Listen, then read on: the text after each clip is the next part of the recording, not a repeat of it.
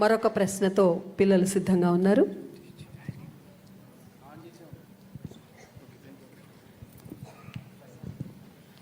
నమస్కారం గురువుగారు, నా పేరు జాషువా. నేను అమర్జీవి పొట్టి శ్రీరాముల ఉన్నత పాఠశాలలో 10వ తరగతి చదువుతున్నాను. గురువుగారు, కాలంతో పోటీ పడుతూ ముందుకు పరిగెడుతున్న మా తరం వారికి రామాయణం, మహాభారతం, భాగవతాలు వంటి గ్రంథాలు చదవడం వలన ఉపయోగం ఏమిటో తెలియజేయండి గురువుగారు. నువ్వు జాషువా అని పేరు పెట్టుకున్నందుకు నాకు ఎంతో సంతోషంగా ఉందయ్యా. ఆ పేరు పెట్టిన మీ అమ్మగారికి నాన్నగారికి నమస్కారం చేస్తున్నాను. మహానుభావుడు ఏం కవిత్వం చేశారయ్యా. ఒక్కొక్క పద్యం చదువుతుంటే గుండెలు పిండేసినట్టుంటుంది. అంత గొప్ప పద్యాలు రాశారు కదయ్యా ఆయన. ఇంతకీ నువ్వు నన్ను అడిగిన ప్రశ్నకి జవాబు ఏంటంటే, రామాయణ, భారత, భాగవతాలు ఈ వయస్సులో మేము చదువుకోవడం వల్ల మాకు కలిగే ప్రయోజనం ఏమిటి. నేను నీకు ఒక్క విషయం చెప్తాను, నీకు అర్థమైపోతుంది. నేనేం పెద్ద దాని గురించి ప్రసంగం చేయక్కర్లా. మహాభారతంలో శల్యుడు అని ఒక ఆయన ఉన్నాడు. ఆయన మద్రదేశాధిపతి. అంటే పాండురాజుకి 2 భార్యలు, కుంతి, మాద్రికి సోదరుడు. కాబట్టి నకుల సహదేవులకు మేనమామ. నకుల సహదేవులకి మేనమామ అయితే ధర్మరాజు గారికి, భీముడికి, అర్జునుడికి కూడా మేనమామ. కురుక్షేత్ర యుద్ధం ప్రారంభమైంది. తన మేనల్లుళ్ళు కాబట్టి వాళ్ళ పక్షాన యుద్ధం చేద్దామని శల్యుడు మహావీరుడు బయలుదేరి వస్తున్నాడు మద్రదేశం నుంచి. ఆయన వస్తున్నాడని తెలుసుకుని దుర్యోధనుడు ఏం చేశాడంటే, కనపడకుండా చలువ పందిళ్ళు వేయించి సాయంకాలం అయ్యేటప్పటికీ నృత్యం, సంగీతం అన్నీ పెట్టేవాడు.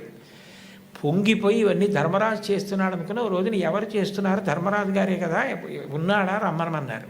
అప్పటి వరకు కనపడకుండా దాక్కున్న దుర్యోధనుడు ఎదురుగుండా వచ్చి, మీరు మహానుభావుడు, మీరు వస్తుంటే మా పక్షాన యుద్ధం చేయాలా, మీకు ఇవన్నీ నేనే ఏర్పాటు చేశానన్నాడు. పొగిడేటప్పటికి పొంగిపోయాడు శల్యుడు. నీకేం కావాలి చెప్పు, చేసి పెడతానన్నాడు.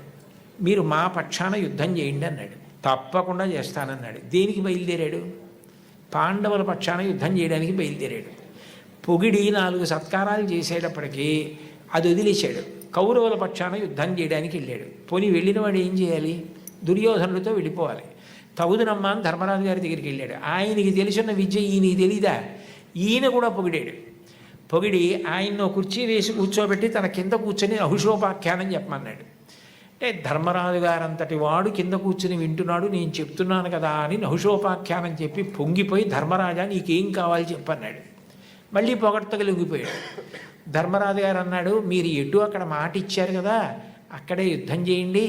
మా పక్షాన కృష్ణుడు అర్జునుడికి సారథ్యం చేస్తాడు. మళ్ళీ కృష్ణుడితో సమానమైన సారథి మీరే, కాబట్టి మీరు అక్కడ కర్ణుడికి సారథ్యం చేస్తారు. చేసినప్పుడు కర్ణుడికి మనశ్శాంతి లేకుండా అదే పనిగా నింద చేయండి. నింద చేస్తే కర్ణుడికి బుద్ధి కేంద్రీకరణ పోతుంది, అంటే కాన్సన్ట్రేషన్ పోతుంది.